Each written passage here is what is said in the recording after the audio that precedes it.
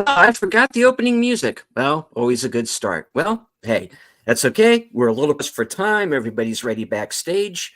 Good evening, ladies and gentlemen out there in YouTube land. I am Deleted Scenes, and welcome to tonight's episode of the Mystery Movie Night podcast.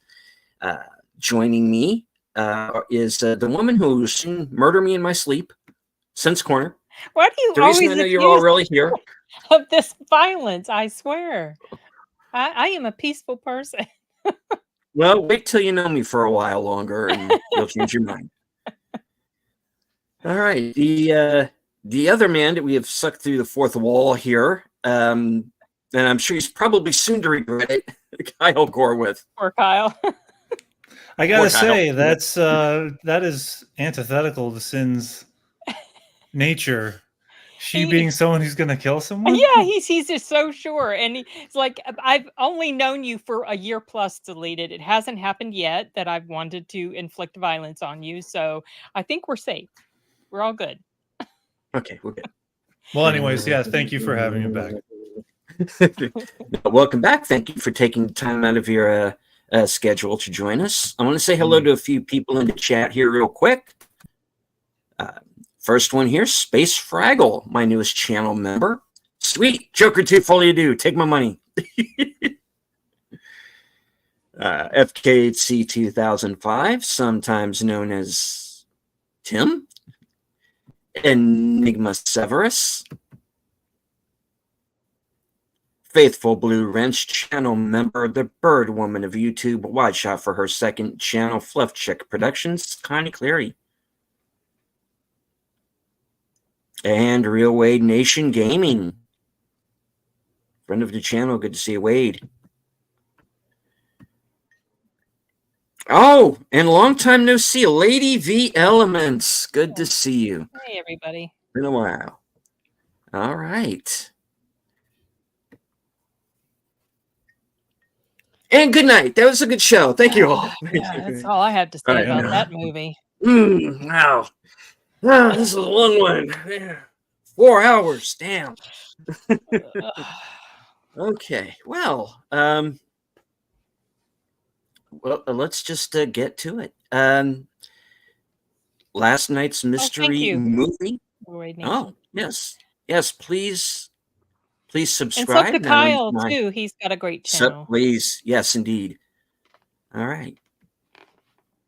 So, well, without further ado, for anybody who's already seen my Letterboxd, probably already knows what this is, because I kind of spilled the beans on Letterboxd last night.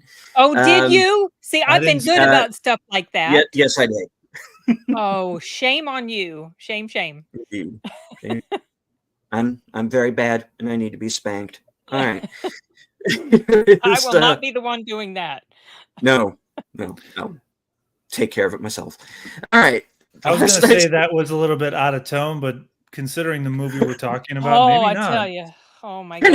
All right. And it was Your Monster, starring Melissa Barrera and Tommy Dewey, written and directed by Carolina Lindy. And the synopsis reads as follows. Love can be a beast. After her life falls apart, soft-spoken actress Laura Franco finds her voice again when she meets a terrifying yet weirdly charming monster living in her closet. And not knowing, as you do. And if I have one upstairs in my attic right now, so I have to feed him later.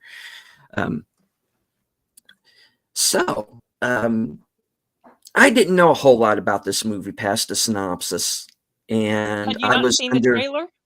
No, I saw the trailer once, so I sort of kind of knew what I was in for. You're being the only one. Really? So you hadn't seen it either?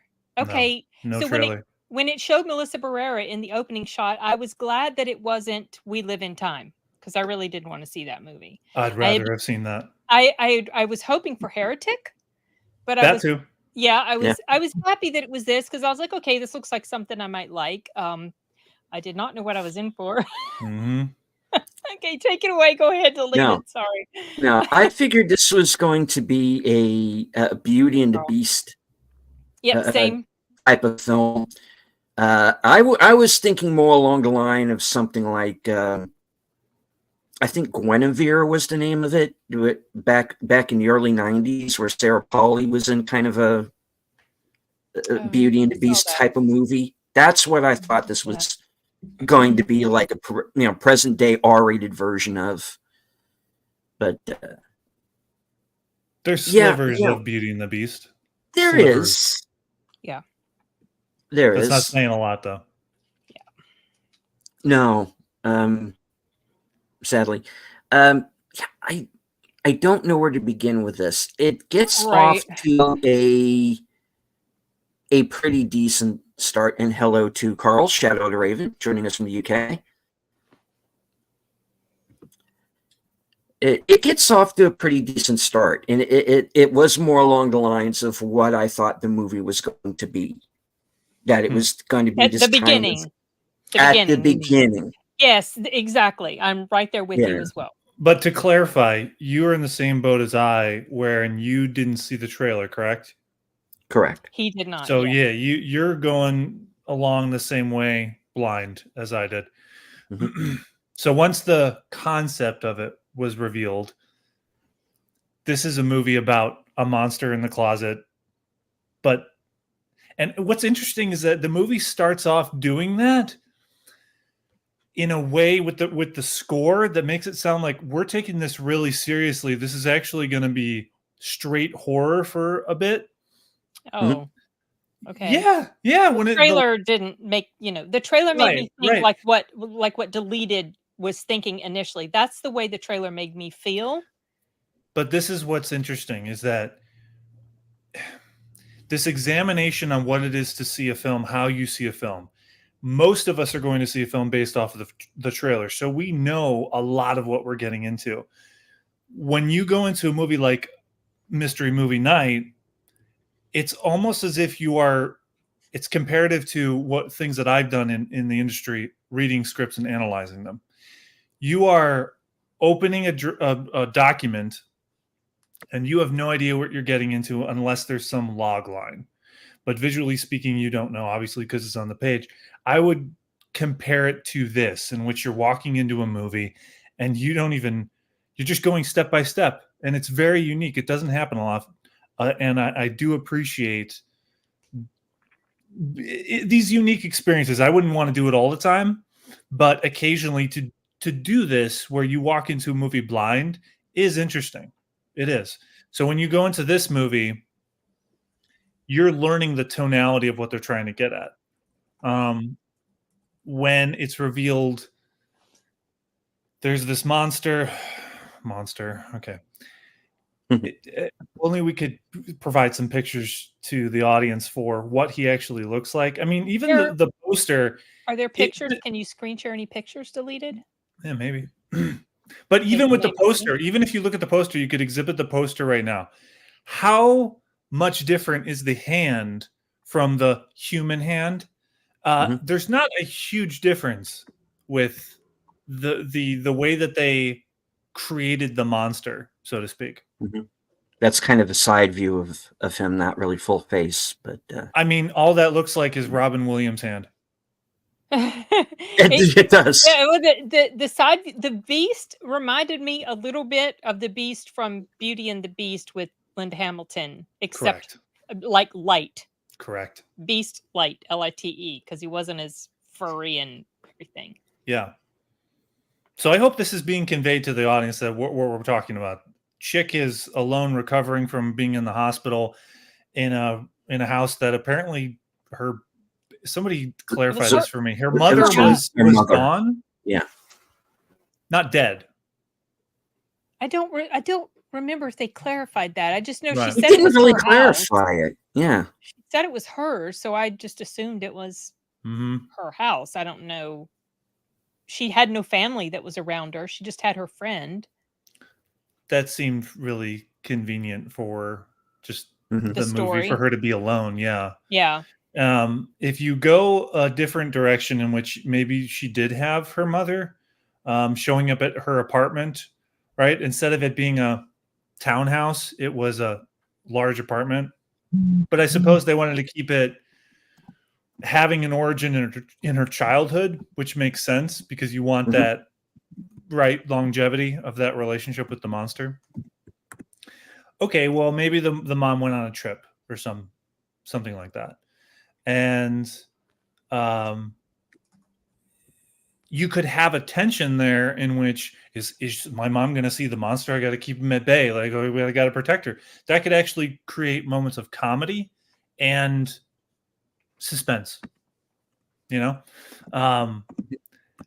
on the whole, because I feel like I've been talking a long time. In terms of monster, again, I put this in quotes because I think the design of this character and portrayal did not bring forth what it could have been to actually portray a monster. The guy looked like any homeless man that I would see under I-35. And he didn't look very beastie. I mean, Yeah. his face a little bit, and he had the the prominent canines. But yeah, and look at that for a second. Those canines at the bottom. The reason that he had better teeth than I do, okay, on the upper part, is because I get a huge sense that they didn't want to give him dentures on his upper teeth because then his enunciations would be sound like this, and you try to talk through this way. Yeah, and it would sound like the Grinch person. It would sound like Jim Carrey doing the Grinch. Yeah. Or someone in the Planet of the Apes, Tim Burton's. A lot of those voices in that film had to be ADRs, so that is something that they could have been faced with. So the downside of doing that is he doesn't come across as visually scary or some aspect to that. You have to have some connotation to that. He just looks like somebody with maybe some deformations on his face and just a really hairy guy. Yeah, wolf boy. Yeah. It's like wolf boy. Someone with overgrown hair on parts of his face.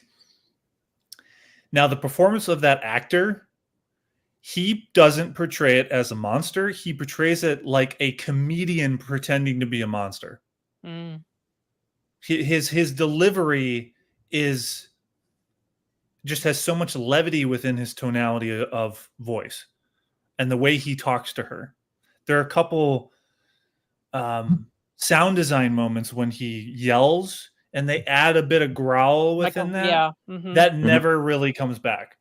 That's only a couple times in the beginning and it never comes back. And one could say, well, Kyle, this isn't really a horror movie. Why would they do that? Well, because he is supposed to be some kind of scary monster. And to have, I mean, look at Beauty and the Beast, an animated film that actually had, he was a full-on was really scary. Yeah, he looked like a creature. Yeah, in the darkness, and they used shadows and loud, intimidating growls. Voice. Yes, absolutely. So where was that? Yeah, he just sounded like some dude, just some guy. Yeah, Carl. He sounds like Ryan Reynolds. This is described as an anti-romantic comedy horror. Yes, it is a romance movie. It's trying to be a romance movie, but it's called an anti-romantic. Oh yeah, I've never heard that term before applied to a movie. I'm surprised they didn't play around with the term bestiality. Hey, so this movie, so I didn't 1,000% hate it, but it had a tonal mismatch for me.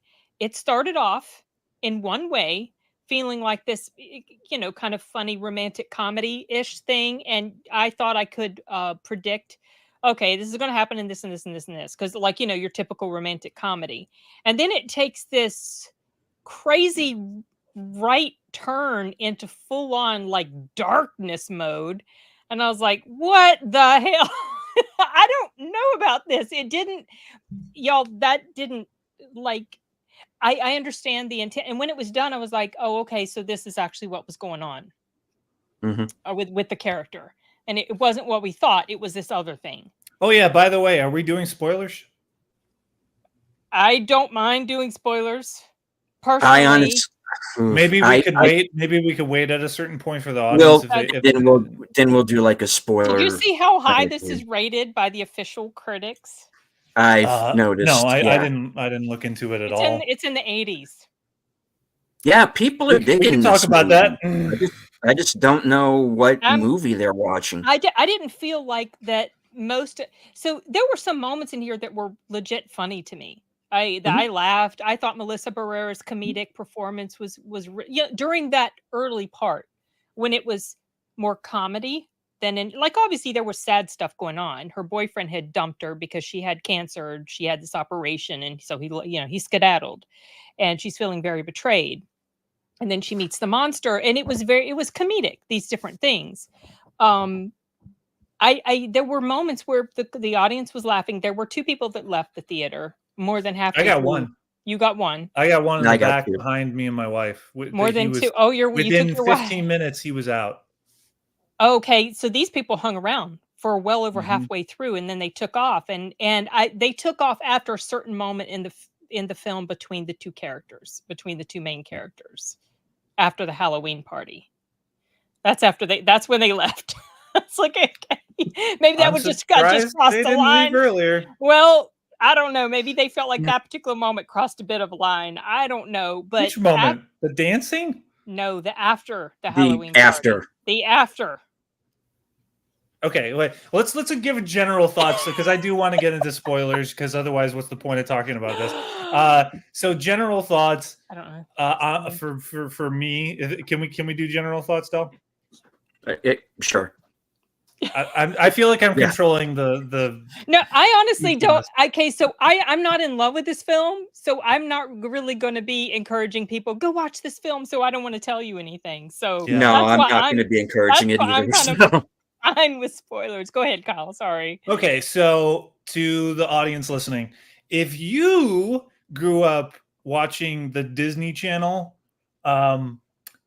movies, original films, this starts off like it could be a Disney Channel original film. Mm-hmm. Then it turns into Black Swan. Yeah. Okay. That's what Deleted Yeah. was saying. He said this Black Swan sequel is weird. Right. So let's I'll put this together. Plot and script at the beginning are the part of it. Obviously, this is rated R. But it could have been turned into a PG TV movie, right? Picture a Disney Channel original movie concept shot like it's an A24 film that turns into Black Swan, like a lower budgeted version of Black Swan. So if you're interested in that, go ahead, check it out. That's an excellent way to put it. I, on the other hand, did not like this film. It's supposed to be a comedy. The only time, can we swear? Go ahead. Oh, absolutely, absolutely. The only time that it made me laugh is when the monster, and he doesn't have a name, he's just called Monster. Yeah. When the monster says to Laura, her ex-boyfriend, guy's a cock juggling fuckface or something like that. Oh, So, yeah, he says something funny about it. Yeah. So that made me not laugh out loud, but lightly chuckle. And unfortunately to say, that's the only time that it gave me some levity. I reacted to the film in the way it wanted me to. Well, I like somebody was trying to defend him and like, well, don't call him that. And I'm like, yeah, you can. Yeah, you can. So everything else when it comes to the rest of the thing, we're probably just going to end up spoiling it. Or at least I will, because I want to get into the details of what happened. And mostly, you didn't really? Okay, you didn't like Black. Sorry, I'm seeing Carl's comment. Yeah. I refused to watch Black Swan. So, well, Black Swan is a lot more interesting than this film. Oh yeah, and has a lot more color to it. Okay. This, on the other hand, has a emphatic conclusion of what actually all happened, and I resented the film for it. And I can get into that when we get into spoilers. Okay. Well, all you right. put up the spoilers banner. I have the spoiler banner up. So Nice. Are we I into was this? with this movie Yeah. until it took the Okay. hard turn. Until it took the hard turn, and Yeah. the beginning of the hard turn was when she slept with her ex again, and then with Yeah. the murder at the end. Yeah. And and then I realized, oh, there's really no monster. It's just her. No. This movie does not know what it wants to be. That's what someone had mentioned. That's what it felt like. Yeah. I was with this film well into halfway, and then it Yeah. just took this really weird detour that I was like, what the hell is Yeah. going on? When it goes yeah, because Yeah. it is this Beauty and the Beast type of story about this woman getting her confidence back, and you know, and that's all well and good. Then it takes this very quick out of nowhere turn into Black Swan territory, and I like Black Swan as well. Hmm. And there's a way, there's a way they could have done it right. It's just that not set up that was a possibility. It's like they hit you with it at the end, and that's when you realize, okay, the scene with her and when she's a young girl with her and the boy, that's when you realize, okay, she did that. There was no monster. She attacked that kid. Mm-hmm. Oh yeah, I'd You know, forgotten about and that then scene, but you yeah. realize, okay, this is a girl She who was her own monster. She had inner she- demons, basically. yeah, her own inner demons. This is a girl who's been going crazy for a long time. Mm-hmm. Is the way Yeah. that I took it. And Yeah, but the film doesn't no, set that up. It doesn't want to be that. It wants to be this love story, you know, Mhm. with a message that I can get on board with. Jordan Peterson talks about if you do not have the ability to have monstrous qualities or strength, etc., then you are harmless and you have less value in the world, because when you have the ability, say with someone who knows martial arts, they have the ability to be a lethal weapon. The trick is they have self-control and know when to use it. That's what makes them powerful and not just rampant chaos. Okay. This film has a kind of message, or could have had a message, in which it's about somebody finding their monster, so to speak, in order to gain some strength but self-control, right? The ending just throws that lesson out the window, because all it does is reveal that she has a psychotic break and she committed murder. Yeah. Why the hell should we care about this character? And it renders all of the scenes with the monster, including the sex scene, moot, and it didn't happen. Yeah. I had a discussion some years ago with a friend of mine, talking about creating a story and a script, and his interpretation of where to go was to do it Fight Club way, in which, oh no, man, just make it so that it's a reveal that it was all a dream or it was in his head, yada yada. And I said, that's a cheat. If you do that, it creates a frustration in the audience, and it makes it renders the movie just irrelevant to the experience. Why would anyone want to go back and watch that again if it didn't actually happen within the movie? That's why I wasn't interested in Identity. I found out what that was about, and I was like, that feels like such a cop-out to me. Or when people wake up and it's all been a dream. Yes. And those annoy me. And the thing about Identity is that the movie, I really like the film up until it's basically over for the characters in his head, because I love the setting of it so much, and I love the actors, and John Cusack, Ray Liotta, all of those going through this Agatha Christie and then There Were None situation. And then when the film, I know where it's going, because it's all of these characters are in this obese psychopathic, killer, his head. I like the setting enough to where I could watch that movie again, but then I would be frustrated with the way it ends. And I wish it would have ended differently, in which they would have put the story into a different direction. And the same thing I wish with Your Monster, which I also think the movie should have been called My Monster, not Your Monster. That's what I thought. I think that's what I indicated in the Twitter chat. I thought it was My Monster. I thought that was what it was called. But that would be better. That would definitely be a better title. Because it would basically give it away, but you wouldn't know it's giving it away until you've seen it, obviously. That's true. And maybe the marketing or director, writer was trying to be clever. If I say My Monster, then it'll like give it away. Maybe you should have given it away. Oh gosh, warn people off of this thing. Oh Lord. I mean,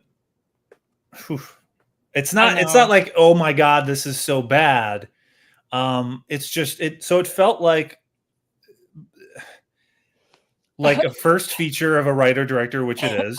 Okay, it is. All right. This is a director who has done a few short films.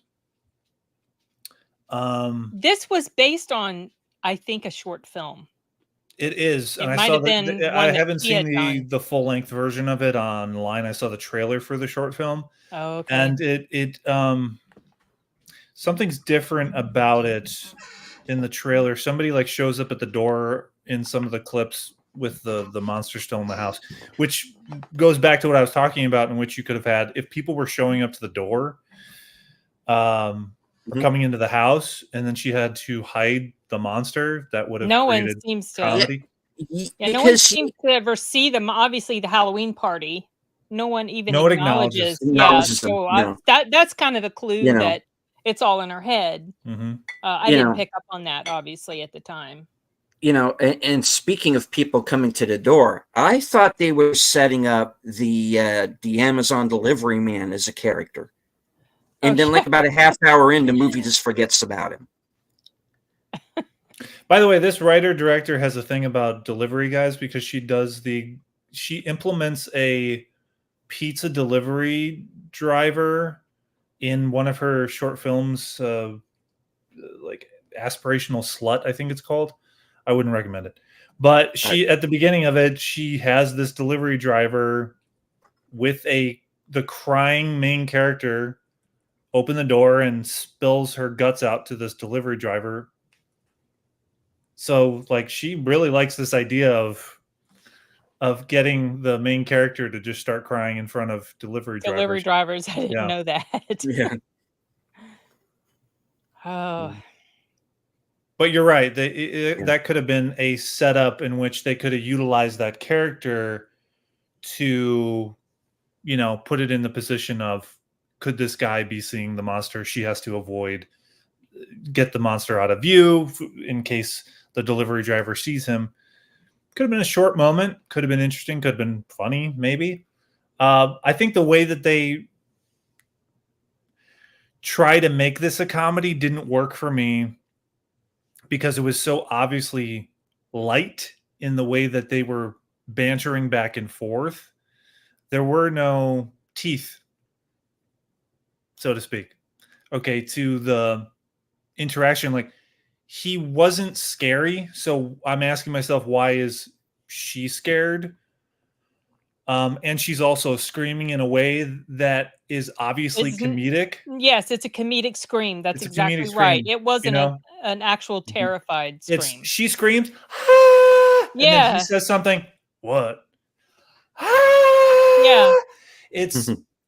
There's no reality to it, which takes away from the ability for it to pair off from that reality into comedy. Because at least from my point of view, or my comedic, my sense of humor, I like to see films and actors that commit to it being serious. When you look at Airplane, for example, and the Naked Gun series, those comedic beats are played straight. They're not winking at the camera. That's part of why Leslie Nielsen was so hilarious, because he originally came from a dramatic background. Mm-hmm. Yeah. We But were they're talking about playing that. this in Your Monster. They are playing this as if it's obviously comedic, very light, especially the actor playing the monster. Yeah. I wonder if he is a comedian, a stand-up, because the way that he's delivering this is so. Where's your? I don't know. Where's your cereal? I'm gonna. Come on, let's break this plate. Here, Yeah. come on, you like it? Come on, let's get. What? You're right, Del. He's delivering this as if he were a Ryan Reynolds-esque, character. The thing is, if that tone had continued and it had concluded with that same tone being carried forward, I would have liked this so much more. But because, like I said, there was that mismatch, I just can't reconcile the two in my head. Like, they should have either played it straight dark or just not had this weird, crazy turn that it had, Mm-hmm. more than halfway through. It just, the pieces just, it's not cohesive for me. Mm-hmm. Yeah, it goes to a tone that isn't fun in the way that it tried to be at the beginning. Exactly. Yes. That her precisely. ex-boyfriend / director of the play screams bloody murder in her face, and the movie is trying to justify why it's okay to kill him, which is bullshit to me. Yeah. That just because someone is yelling, okay, yeah, they're an asshole, but it doesn't justify me thinking that the main character should off them. Right. Or that he's cheating. Again, he's an asshole. Yeah. But it was her friend. I totally guessed it was her friend, by the way. Kill the friend. She was a bitch the entire movie. Yeah, she was not a good friend to her. Yeah, I figured out, okay. I said that like the second scene with her. This is not a very good friend. Yeah. Because for exactly the reasons she says, she bails every time she's really needed. Right after she said, I'm gonna be with you every minute, every second, blah blah. And, oh, okay, I gotta go. Yeah. The girl just got back from surgery. You're just bailing on her. Okay, that's okay. So and I thought she was having some intestinal issue because she had these operational wounds on her stomach. It was a cancer operation. She had some. I don't think either I missed it or they did not clarify that at the beginning of the movie. She had an operation, and they do eventually throughout as the movie progresses, you pick up on the fact that something was cancerous. So I don't know if she had like an abdominal tumor or whatever. Right. But they don't actually say that. The only time that it was clarified for me was when she went to the doctor's office, and the doctor said, "You're cancer free." Oh, I knew by then she was battling cancer. I must have missed something. Yeah, I couldn't tell you 100% where the moment happened or what the language was, but it was clear that it was cancer. I'm surprised that within the dialogue she didn't make a bigger deal, or other characters within the movie to say. Yeah, it was I forgot his name, the director's name, her ex-boyfriend. Was it Jacob? Was it Jacob? Was that his name? Something like that, yeah. Anyway, ex-boyfriend. People in the dialogue saying, that guy's a fucking asshole. He dumped Laura when she was battling cancer, like when she had cancer in the hospital. Like, why didn't they say that within the dialogue? I don't understand why they didn't make that more of a thing. I wish I could remember now how it was I knew that it was a cancer thing. Because in the beginning, I wasn't sure. I didn't know if she just like had an accident and that's why she'd had surgery. But then you start to piece the pieces together that, well, he was saying how he was basically going to have to be her caretaker for a long time because whatever she was dealing with. And then she would go and she would have her blood work done. And there was some words thrown around somewhere. I thought that her cancer was going to come back or something. I thought like that was the serious turn it was going to take. Let's go darker. Cancer, But no, it ended up going in a completely opposite direction. So, which I mean, that would have been dark. I'm glad they didn't go to that direction. So Yeah, that's true, Carl. I don't feel like this was done with care, No. personally.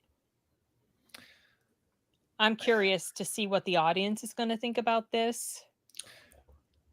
So there was one guy in the front row. Okay, there are about 10 to 15 people including me and my wife in the audience of this theater auditorium. One guy, probably middle-aged, was just loving the hell out of the movie, laughing throughout it, right? And a few spatters of laughs here and there. Mm-hmm. Everyone in the back, it's funny it played out that way.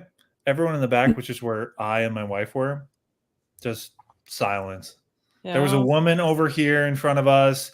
There was a man over there licking his fingers with whatever he was eating. And my wife thought it was gross.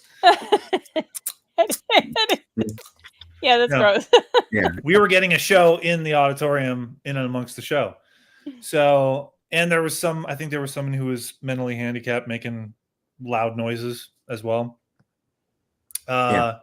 So probably enjoying the film because they were in the front rows area, which is where seemingly a lot of people liked. For some reason, it was interesting how it was pretty divided in that, you know, the front half of the seats were liking it, the back half were just silent.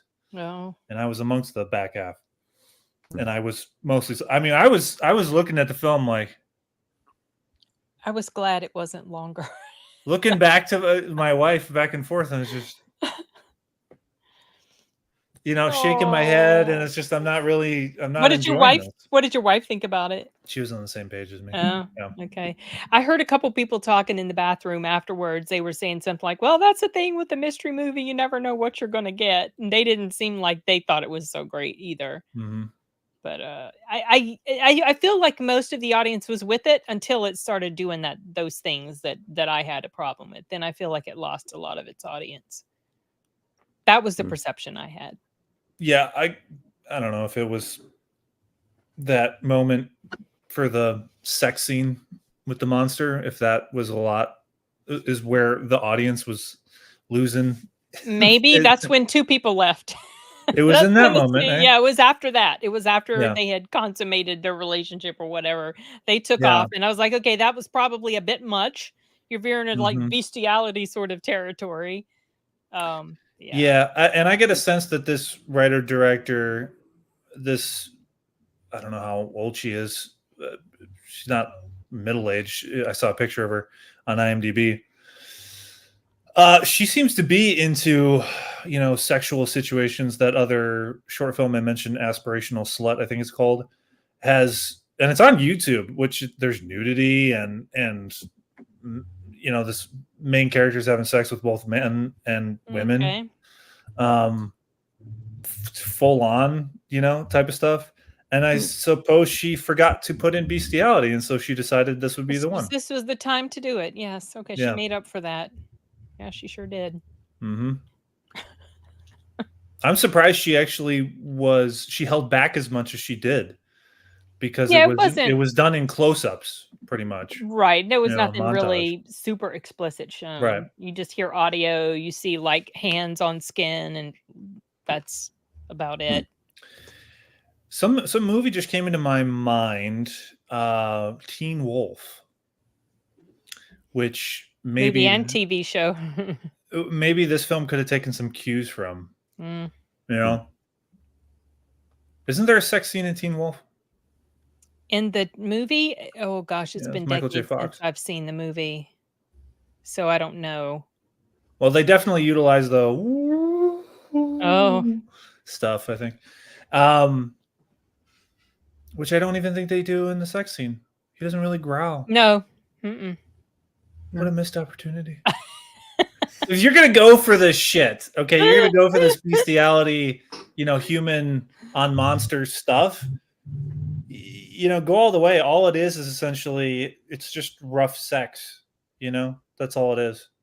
So have some comedic play with it, otherwise don't. It's just like the way it was directed is just too one-toned, especially at the beginning with, like I said before, the actor playing the monster just plays it off too simple. And so one note of, I'm funny, get out of the house, Mhm. I'm giving you 2 weeks, which goes fucking nowhere, by the way. 2 weeks are up, and he said, you can stay if you want. Yeah, I know.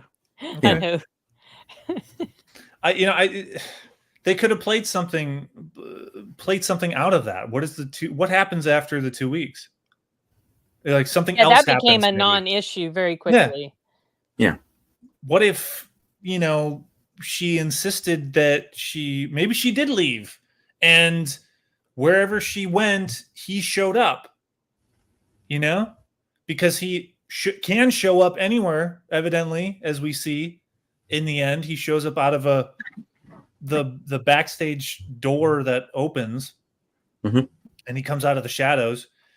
At this point, we kind of get a sense that he's not real. So maybe that would have revealed it. But at the end of the day, I think the whole situation implied magic anyway. So why not lean into that? Lean into that it's a magical situation. You could still have that be the case and it still be real, And the way that you validate that is, at one point, someone sees the monster besides the main character, besides Laura. I mean, because, this is one of those movies where it begins to make more sense when you look back on it. Mm. How come she never noticed that back room before? That was Right. an awesome back room, by the way. That was cool, wasn't it? Yeah. Who wouldn't want that as a kid Right. behind their clothes in the closet? It's the same problem that I had with Azazel or Azrael or whatever the hell the name of it is. Samara Weaving movie. It's the same problem I had with that. Is okay, such and such makes sense later. It's got to make sense while you're watching the film. Otherwise, you're just spinning your wheels. I mean, that's the way I look at it. I mean, okay, make me want to go back and watch the movie a second time. Fine. Yeah. But you got to give me the reason to want to go back and watch a second time. And this is just another one of those one and done, millennial, not made for me movies. And that's the way it came off. I'm watching this going, oh, here we go again. Another show that should be an FX series. It was what? It should be an FX series. That's the way the FX. Like the Wilford show. Yeah, it's a millennial comedy. That's the way it came off. That's the way the comedy in it came off to me, and I don't find it funny. I mean, okay, all right. Look, it's weird. I want to say it's not a bad performance, but at the same time, I'm reminded the whole time of Ryan Reynolds. So is he just trying to, is he doing what's written on the page, or is he just doing an impersonation? I think it can be both, and I get a sense that it was both. I think it was written on the page because that writing is very similar to that other short film she did I watched. And I think she just found an actor that could be that Reynolds-esque persona. Marvel has been a detriment to writing and performances because everyone is trying to be like Robert Downey Jr. I said this in my Scream 6 review, who this actress is in. So we have a connection there. 5 and 6. Yeah. And one of my critiques out of many with Scream 6 is everyone in that movie is trying to sound like a Marvel quippy character. And it was really annoying. Increasingly annoying. And they all are written to sound the same. And it's annoying. It's this your monster doesn't go to that degree. But it annoyed me in the way of this actor is not performing like a monster. He is performing as if he is a normal human who just got out, who just had like stand-up gig last night, who had a stand-up gig last night, and he's, you know, hanging out with his girl. You know, that doesn't make sense to me. Mhm. And I get, someone might say, well, Kyle, you're not getting it. That monster is a part of her. Don't you get it? Because that's going to have similar, or the better part of humor that's within her, and you know, the strength that's within her, and she's going to be able to relate to it. It knows Shakespeare, like probably how she would, although that kind of didn't make sense as well, because Mhm. she said that she didn't like performing Shakespeare. So why would she know that if the monster knew it? That means she would have to know it. Just saying. That Right. doesn't quite make sense. So Yeah. wouldn't the monster have to be his own entity, not a part of her? Yeah. Things that would be given to the writer, director in development if I were to read her script, you know, which I have. This is part of some of the work I've done in the industry. You would give a writer some of those notes of, if this is this way, how is this way? Wouldn't it this make sense and this not make sense, et cetera, et cetera. Yeah, it's if I were to give this a rating, 4 or 3 out of 10. Yeah, I was thinking like 3.5, just because I was with it for a Mhm. good portion, but just it didn't follow through Yeah. on the promise of what I thought it was going to be. And that's how the trailer plays it. It does present it as being this comedic. Well, it is classified as a comedy horror, but it just no, the mixing of the genres didn't work so well for this one. Yeah, I would have given that actor an entirely different direction of how to play that character. Even lit him differently, you know, play around with some of the shadows of the house, which I think they tried to leading up to his appearance. Mhm. And they did it with the Flickering score. lights and the Yeah, the score was giving this impression that, holy shit, something sinister is really going on in this house. And then that entirely goes away up until, you know, the third act, when it does get darker. Having that actor do that, just he was doing his best, which apparently, you know, the director and he were on the same page to commit to that performance. I think it's bad for the film. It's not necessarily bad objectively. It's bad for the way that it just plays out in a way that doesn't work. The main actress's performance, I think, is fine. She's good, but it's the script. At the end of the day, the script is the problem here. And the direction of it is the problem. The actors are fine, objectively speaking. Yeah, I thought she did. I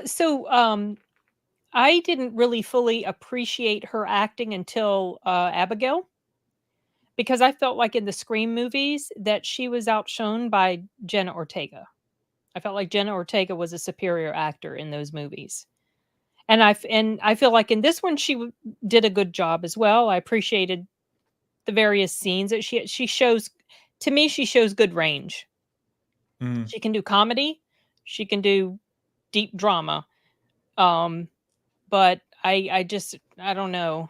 Someone someone mentioned something about Megan is a horror comedy. Abigail is sort of comedic at least, but it's darker. But there's a horror comedy that I love that I feel like was done completely right, and that was, it can be hard to do it, you know, if you're talking horror, but that was Tucker and Dale. Yeah, I still remember That that was one. horror It's good. comedy done right. Yeah. Shaun of the Dead, you know, things like that. This was not a horror comedy Slither. done right. Slither, yes, exactly. Yeah. This wasn't it. I think it's a hard genre.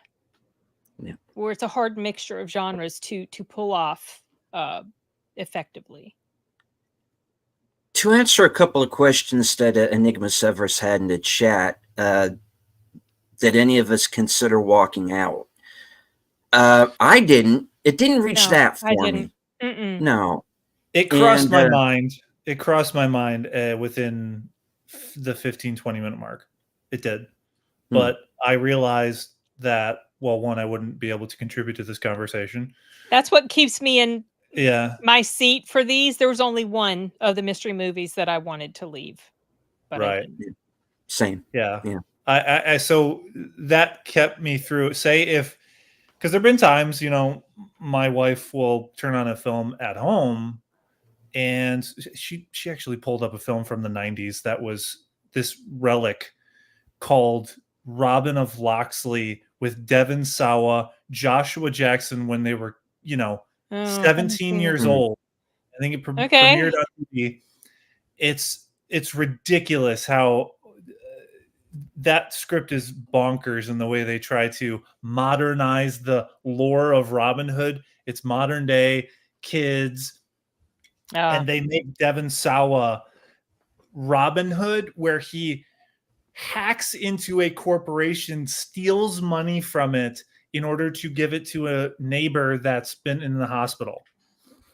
And they try to justify his basically committing embezzling and corporate theft because he's, you know, helping a neighbor. And I was like, it's just, this kid is going, she should be in prison. He's like, and the Marion character played by Scrubs Sarah Chalk. No one knows Scrubs. Okay, I know Scrubs. I just never watched it. The blonde. Yeah. She is playing Second Marion, Becky. and at one point she's like, Robin, and they say that name too many times. Robin, you need to give the money back. He says something to justify his actions. He's like, no, I got to help my friend. Next scene, she's totally okay with it, leaning over his shoulder at the computer, which, by the way, I turned off the film. I said, I'm not watching this any more of this, because like 30 minutes of that movie, for the last 30 minutes I watched, were just of people looking at computer screens in the 90s PC giant monitors. I've never heard of this movie. It's absurd. I mean, you could look at clips of it and you'll feel like you're watching a movie for 2 hours, and we were only like 30 or 45 minutes into it. It was insane. Turned it off. Okay, this could have been, you know, this cheesy semi you know, fond memory, even though I didn't grow up watching it, but just, oh, remind me of the 90s, nostalgia. It's not. It's like, this is an example of, this is bad writing, this is bad, and which connects us to, because I just went off on a tangent, connects us to My Monster. It's down to the writing. The script and the direction is problematic. And it's like this smashing of tonalities with this Disney Channel original movie at the beginning, which then turns into the main character having sex with a monster. Again, monster, not really. He just looks like a homeless man and under a bridge in Austin. And turns into, from there, Black Swan, psychological horror type of thing on stage, and it's of a theater, and it's just you tried, didn't work. Caroline, is that her name, the director? Caroline, yeah. Caroline Lindy, I think. Yeah, Caroline Lindy. Like, I don't know if she has a lot of yes people in her company, in her circle. I don't know. It's I think she needed to work on that script a little bit longer. I wonder if the short film is better at getting this story done. I just wonder. I'm curious to see how it compares. It's a good question, and I was going to watch it. I tried to look it up last night, but all I got was a 30-second trailer for the Okay, so short film. it's not easily. It might be somewhere. I just didn't bother to delve deep Dig into deeply, yeah. find it. Yeah. Yeah, it would be interesting to compare. The lead actress in the short is an Asian actress, which is interesting. Oh. You know, I don't know how that would have made it play out differently. I don't know if her ethnicity would have, just visually speaking, could have been interesting. I don't know. I'm just spitballing of what could have been different. It's a good question you ask. What could have been different that could have made this better? Yeah, is the monster Yeah. have a better design? It goes by pretty quickly. You don't see him a lot in the trailer online. So, Well, yeah, the interesting thing there is that the makeup effects supervisor for this isn't a well-known Oscar-winning guy. It's David Leroy Anderson. What else did he do? I think he did Nutty Professor, and I think he did one of the. I think he did one or two of the Nightmare on Elm Street films. He's married to Heather Langenkamp. Oh, okay. Yeah, that's right. They do. So I didn't realize they had worked on that. Okay. Yeah. So for what it is, the makeup is good, but for what the movie needed, I think the blame has to be put on the director, which makes sense because the other choices in the performances and the tonality is down to what the director asked for and decided. So I don't put the blame on the makeup artist. Yeah. Who has shown himself to be talented in better films. Yeah. Yeah, this one. I just noticed your little subtitle, questioning his hobby. Oh yeah. Because you're gonna try to kill him, apparently, son. You think you're gonna try to kill him. It is. Because I'm really very frightened right now, and I am coming to you from a secure location. I thought you just meant like, you've been so burned by terrible movies, like terrible mystery movies, and now you're questioning your hobby. Watching movies. One of the main things I wanted to do on this channel was review film. I've been doing it for a while. I did it on Stardust before it took that left turn that it took.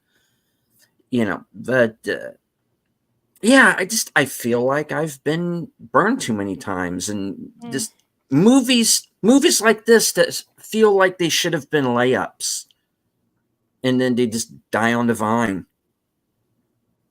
Yeah, there's definitely a lot of disappointment that goes along with being a movie reviewer or someone who talks about movies. Yeah. These are original films coming out these days, and some of them are going to be good. That's true, hits, and some of them are going to be misses. Like The Substance is one of the best films of the year. It's an original film. I disagree. But I wonder why. Why would that be the case? I was too much stuff wrong. Did you make a video on it? I did. Was it a quick take or? No, it wasn't a quick take. I was impacted enough to want to full on talk about it. Yeah. But I mean, there was one I mentioned, maybe it was in The Substance that I mentioned, I'm glad at least that we got some more original film offerings. By original film, obviously, I'm talking, it's not a sequel, it's not a remake, it's not a prequel, it's something that stands on its own. So that is to be appreciated because there has been a lot of complaint about the lack of that. Yeah. And then some people bitch about the fact that people like us bitch about terrible movies.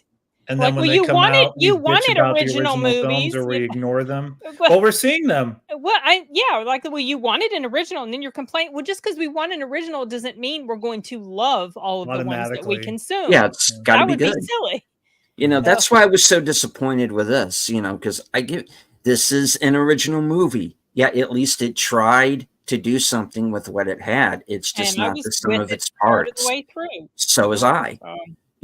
And I was rooting for this movie, and I'm like, okay, this might be this little sleeper hit that comes along at the end of the year. and then Lisa the wheels Frankenstein fell off the car. worked better. It did. It- Not it by has- Oh, is that much, but Diablo it did. Cody's movie? Yeah. Okay. So With, that's Kelda like a better Williams. version of Yeah. this. I To think me, so. it was, yes, Okay. to me, because it knew what it was, and this film acts like it doesn't know what it wants to be. Hmm. You know, because you have the completely different feel from first half to second half. Hmm. And Lisa Frankenstein was consistent as far as that. You know, think like Yeah. Heathers. That sort of, you know, Heathers was a black comedy type of, you know what I mean? Like it wasn't, I don't know. That Hard to movie was describe. off-putting to me because it Which dealt one? with Heathers? others. Yeah, Yeah. these main characters are trying to kill people at their school. Yeah, I It's- know, but it's they're- played as this very dark comedy. Oh, my favorite scene in Heathers is when they lay down Perrier bottles in front of the two guys and make it look like they're gay. Yeah. Oh, I forgot about They that. take their clothes off and pull down the back of their underwear to make it look like one of them was, butt fucking the other. Mhm. The part that made me just laugh out loud because I like my sparkling waters and shit. They laid down these Perrier bottles, and I thought that was hilarious. That's just a me thing. My God, the humanity of Yeah, That's a funny movie. There are two movies that got me through high school: Heathers and The Breakfast Club. Yeah. So those were kind of like my movies. I mean, I get it because Heathers was controversial at the time because of the subject matter. You know, there were people who were very kind of put off by it, and I understand that. But I guess it just got me at the right time in my life. Mm. That, and I've had a crush on Winona Ryder for 40 years. So there's that. But that's me. But yeah, I mean, we're not going to rubber stamp something just because it's an original movie or because it has Star Wars stamped on it, and don't get me started on that. But we're going to be here and we're going to be honest. And this movie, unfortunately, didn't land with us. It tried. I'll give it that. It's not a sequel. It's not an IP. It's not a remake. The acting's fine for kind of what they had to work with. It takes that weird third act Black Swan turn into Wacky Land where I don't know if and that's the other thing that I'm not sure of is, was this movie trying to go after male feminists or say something about the Me Too movement, or I don't get what the message was there either, I didn't get the sense that who would be the male feminist, the monster or the ex-boyfriend? The ex-boyfriend. He didn't come off as a male feminist to me at all. He just came off as a cad. Oh. Because I was going by the play that he had written, it just okay. kind of There you go. come off to me like it also didn't come off as a Me Too thing. Personally, it just came off as He's pandering. This He's pandering idiot. towards women. Oh, the play that he did. The play that he writes. Okay, I see what you mean. Yeah. Yeah. Okay. Okay, so that wasn't just the me. oppressive nature of men. That's right. I forgot about that whole because he does this. He does this whole speech and everything, and the how oppressed you've schoolmaster in been. play is trying to keep the schoolgirls down. It's not clearly laid out what the whole play is about, but you get a sense of it, and the details we know are about that type of stuff. So I think he's just pandering to be he doesn't actually follow the principles of feminism, right or I like to call it neo-feminism.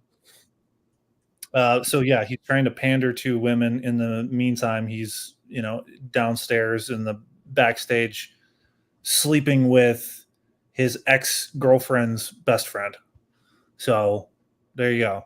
He's a pig. He's an asshole. I think the writer and director knew exactly what she was doing and probably had some run-in with someone in her creative field in theater or in the movie business that did something akin to this and she wanted to write a movie and inject that into this story.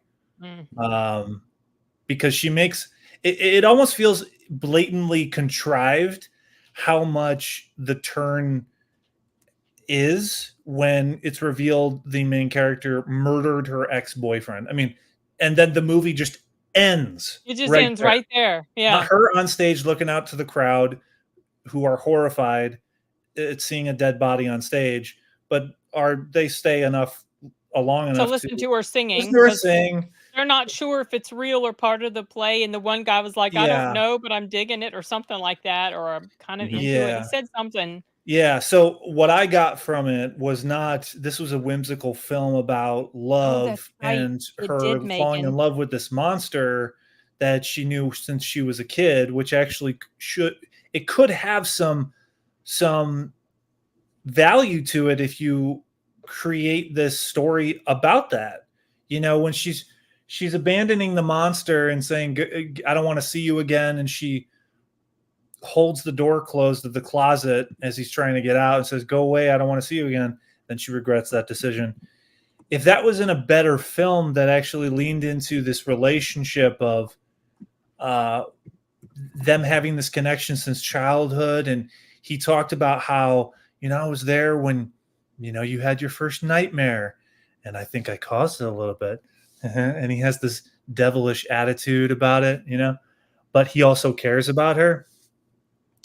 The one thing that I did appreciate, it's such a little trivial thing, and my wife pointed out as well, is when anytime he's trying to hide under the bed or he's involved with under the bed, they're talking to each other. She's on top of the bed.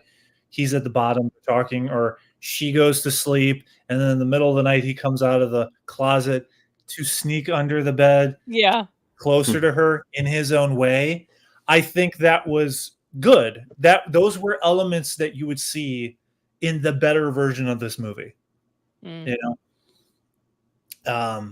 So yeah, the movie ends in a way that just states this is the point of the film.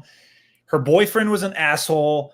Guys who do this should deserve to be fucking their throats slit open with a yardstick ruler. She had this big ruler. That was a yardstick. It did a lot of damage for a freaking yardstick, though. I mean, that was just a little much. So that was the message that I got. I mean, the impression that you give an audience at the end of the film is very important, and that's the one that was given to me. Yeah, and I just groaned when I sat up in the theater. I think I whispered out loud to, and people were in my vicinity, I just said, "Fuck that," or something like this. Like, no. Yeah. Oh, geez. It's like, well, imagine if the roles were reversed and people have exactly. Yes. You have to imagine this.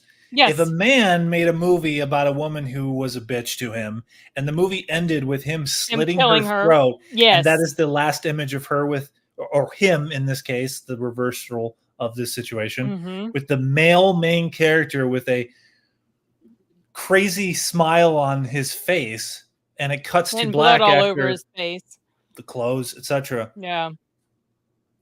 How would that be received? It's we all know the answer to that. Yeah, it wouldn't be well received at all. Yeah. So no, I do not recommend this film. Does anyone do? It doesn't sound like anyone else here recommends it. No. It was too disappointing at the no. Yeah. And I wanted to. I legit thought that I was going to enjoy it when it started, and I saw what it was. I was like, oh, okay, because I had planned to watch it. I saw D Movie Man's review of it, and I remembered that he had said something about the direction that it took, and he wasn't prepared for it. I'm paraphrasing, but it was that sort of thing. So the whole time I'm watching it, I am sort of prepared for something to happen, but I was thinking it would maybe, her cancer was going to return, or so, that I was thinking something like that. But yeah, I sort of had a forewarning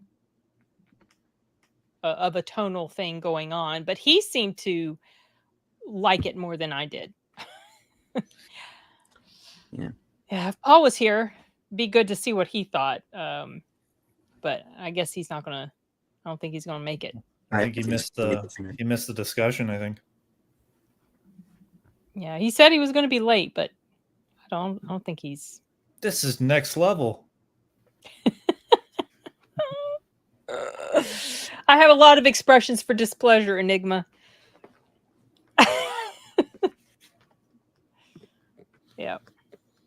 It didn't make me. Little random question I gotta ask. Yeah. She goes to the party, right? Laura goes to the party Yeah. with her theater geeks, and they're all drinking hard liquor. She just downs straight vodka after having an operation removing cancer. I don't think her doctor would recommend that, and I get a sense that she would probably have a reaction because of that. Well, she was also eating a shit ton of sugar after too. Remember all those pies she was eating? Yeah. Well, at that point, I didn't know if this was a cancer operation or she had some intestinal burst that she needed to, have a hole in her stomach so she could poop out of it, which would have been possibly interesting. If she there are a lot of poop ostomy references bag. in this movie, like the monster. Am I remembering this correct? The monster says, like, I'm gonna go poop or something a bunch of times. Or am I thinking of something else? Oh, I'm thinking of the short film. It's the same director. It's the same director. Oh, okay. Maybe it was referenced once or twice in My Monster or Your Monster. See how I did? Yeah. Got confused. Right. But it's so there are a lot of references in her other short film to defecation. And I think there may have been one or two. I thought they were ostomy bags first at 2, but when it was showing her, I thought they were ostomy bags. But colostomy, is that what they're called? Colostomy. Well, ostomy, because you can have a colostomy, colostomy and ileostomy, depending on where in the intestines this has to happen. Yeah, so they're called ostomy bags. Is that differentiation? Yeah, good. Yeah. And I thought at first that's what it was, but I guess it was just bandages because they never referenced her in, having to change bags or anything like that. Mm-hmm. Again, would have been more interesting for that character if she actually did have to deal with that type of stuff. Yeah. And they don't bring that back. Like, she did have these surgical operations on her stomach. She goes and gets blood work. Yeah. On a regular basis. Even having an intimate moment with the monster during the love scene, they make no comment on it. Like, how do you feel? What does this mean to you? These scars on you? Yeah. Et cetera, et cetera. There's been some back and forth dialogue about how maybe she feels like a monster too because of this stuff. She doesn't feel herself, and the monster gives her comfort. I don't know. I know there's so many missed opportunities. So many ways this could have been better. I will say that it didn't piss me off as much as Joker 2 did, though. I felt more disappointed with this than I did angry. I was angry with Joker 2. I liked your review. I thought your review was very good, by the way. I couldn't think of anything. Yeah. Kyle, it was a bunch of huffing and puffing. Yeah. No, I thought it was great. It was very honest. You didn't feel the need to only include the words you were saying. You actually included just you trying to think of the words and silences. And we've made mention about silences in being implemented in the videos and reviews themselves in the final cuts. And I've said, like, keep those in because those demonstrate something unique to what you experienced. Trying to search for the right words to describe the conflict. Yeah. There's a lot of that going on. I like seeing that. I like seeing people think or have just utterances that are non-verbal, like rolling of the eyes, etc., etc. Oh my goodness, the eyeball rolling and the sighing and huffing and puffing I was doing while I was watching that movie. Mm-hmm. I'm surprised that the person in front of me wasn't like, "Will you please stop?" Because I was like, yeah. But this movie didn't make me that. I was just more disappointed. But it didn't piss me off. So, that's not saying much because I can't score this high. I can't really score this higher than Joker. as far as a star rating, but just the way I feel emotionally is a little different. Joker 2 didn't piss me off as much as it did for you. Oof.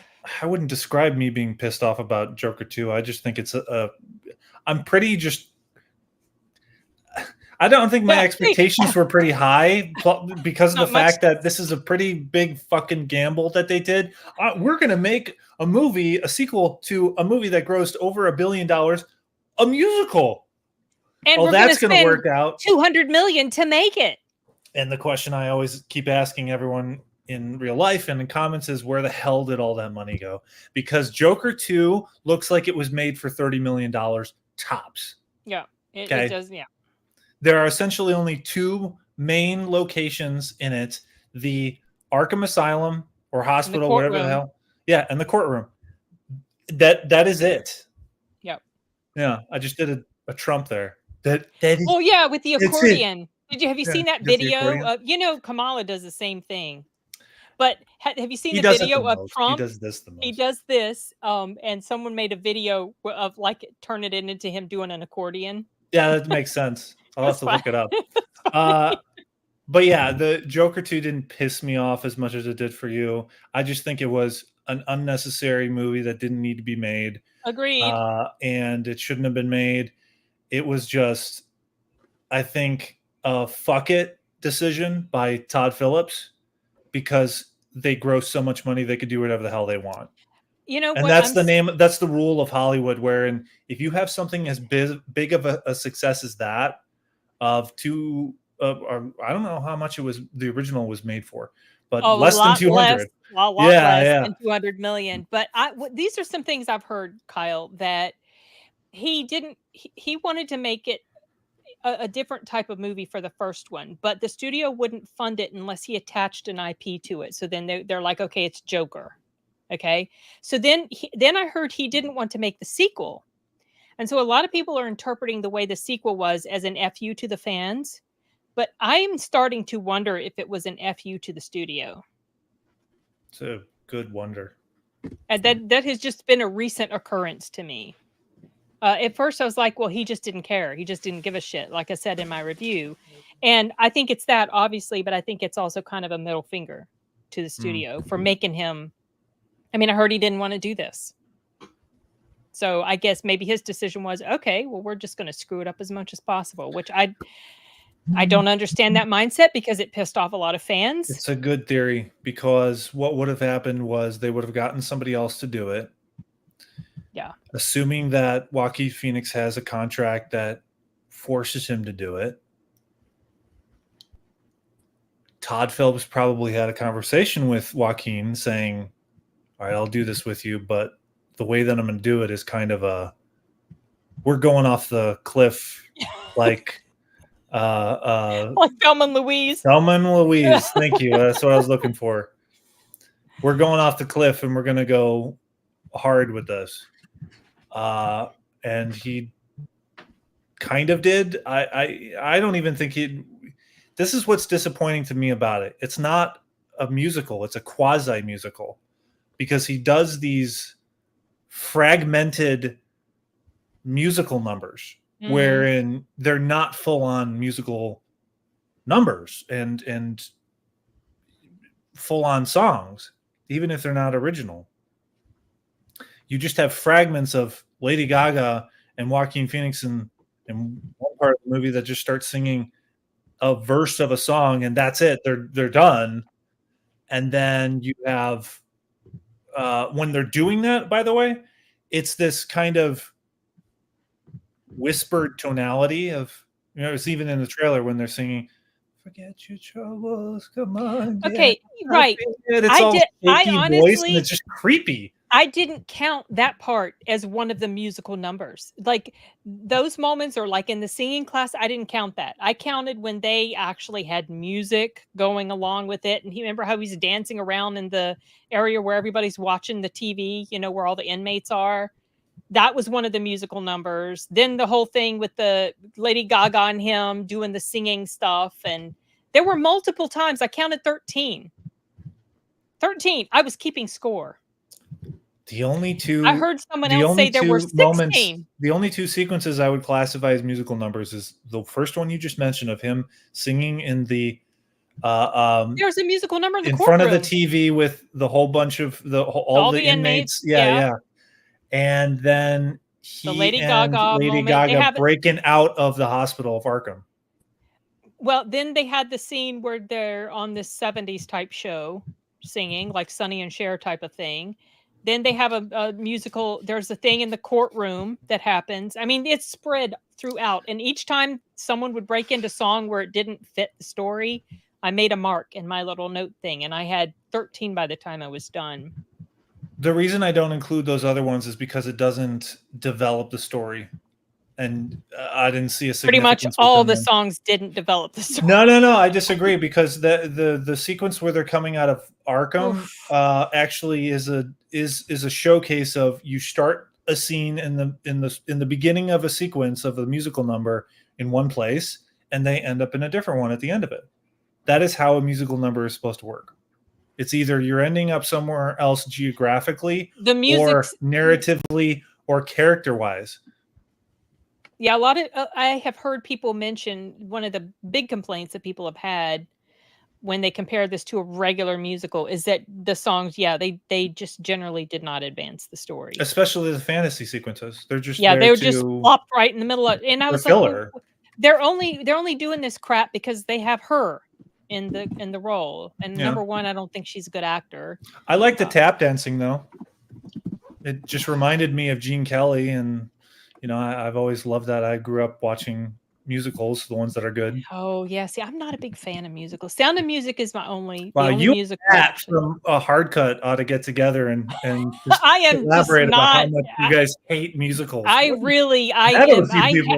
have a just a very strong bigotry towards musicals, except for like, okay, Sound of Music, that one completely works. Then a lot of the Disney animated movies, they are musicals. Most of those work for me, but just in Yeah. general, ooh.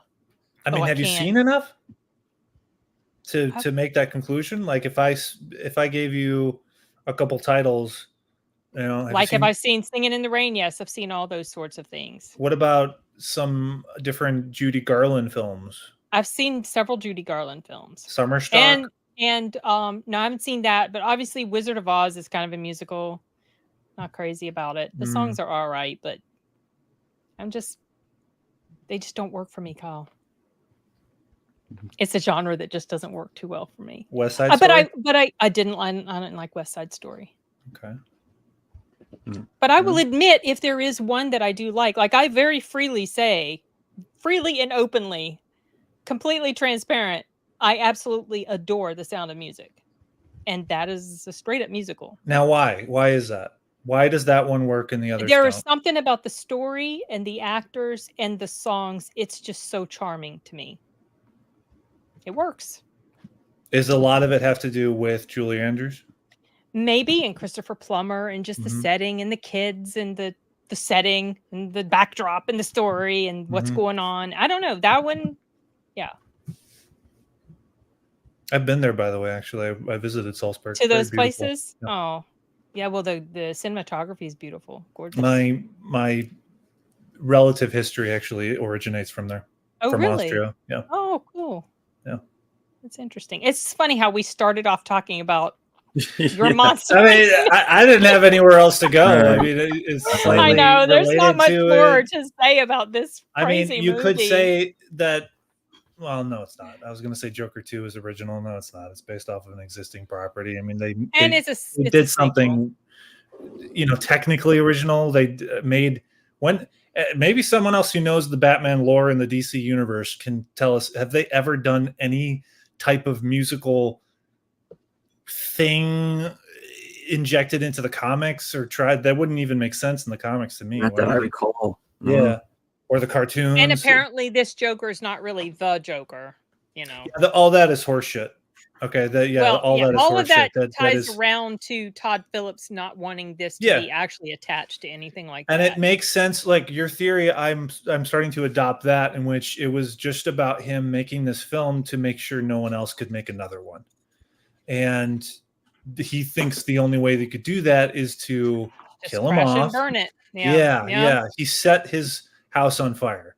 But in doing so, he just made the first Joker completely irrelevant because it's not the Joker.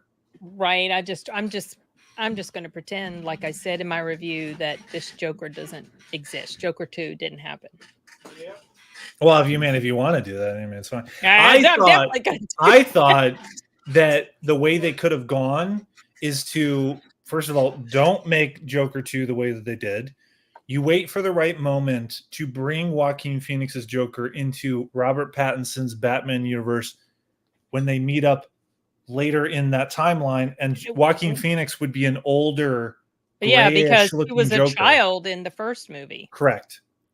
But the timeline matches. Mm-hmm. He would just be an older Joker, which would be unique visually. When have we had an old Joker? Yeah. Put some makeup on Joaquin Phoenix, put him into the next film or the third. Maybe wait a few years. Maybe you make the next Batman film with different villains. Then you cap it off in the third film with, look who we brought back. He's kind of been in the shadows. Like, you haven't seen Joaquin Phoenix in this role since the first Joker. Well, he's in this third Pattinson Batman movie. How more interesting would that have been? Much more interesting than what we got with Joker 2. Yeah. Now it's over. That opportunity is completely gone. Oh yeah, it's done.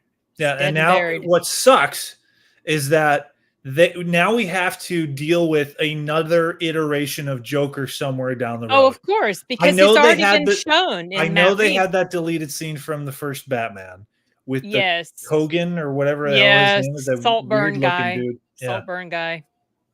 Deadpan face.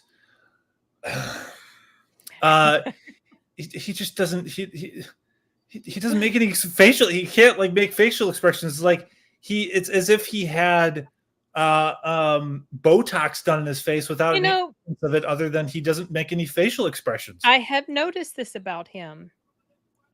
His expressions are pretty much the same no matter what he does. Deadpan. Yeah. Deadpan. I mean, the only films that I've seen him in is when he's utilizing that type of performance. And I think the only one that I really liked him in that it worked is in The Banshees of Inisherin. Banshees of Inisherin, yeah. That was the only film I really like him in. The Killing of the Sacred Deer, if that's the correct recollection of the title. That one. Don't bother. He was also in Dunkirk. Very dry. You said very don't dry. Bother. That yes, just creepy. Okay. Yeah. Okay. Yeah. And I didn't see Saltburn. Apparently that thing ended very fucked up or weird. Saltburn. The writer and director of Your Monster is probably friends with the person that wrote and directed Saltburn. I have a feeling. I wouldn't be surprised. There you go. And Enigma, John Legend was on People magazine as one of the sexiest man alive. Like, what the heck? Get out. Get out. Somebody is paying somebody. Yeah, who paid I who? guarantee you somebody because is being this paid. guy, there's no freaking way. Yeah. Right. Well, on that note, I hate to cut us off here, but I do have a stream that I'm supposed to have already started. Oh, yeah. All right. Sorry, you should have busy night, man. sooner deleted. I do. And all right, I am going to be next over simulcasting along as usual with Troy, Netter, and Boomer for the next episode of Live from Sparkwood 21, where we're going to be watching the Twin Peaks retrospective. We're watching part 17 of The Return, which is the penultimate episode of the series. So join us over there. Sin, what do you have coming up? I'm still working on getting that Alfred Hitchcock documentary review done, but I've been so swamped with work. I haven't. Maybe I'll get it up tomorrow. And then, of course, I'm going to go see Venom on Thursday. So I'll have a review up for that. Okay. Love you too, Enigma. Thanks for showing up. There's a review of a film that came out a while ago, but very, very relevant to today's environment. I want to do more films that are not like Your Monster, where they're disappointments, etc. Because I've noticed that there are a few videos that I've done which are still hilarious and somewhat fun to see afterwards. which go ahead, people subscribe to my channel as well as Sins. Yes, and please. Says follow us all.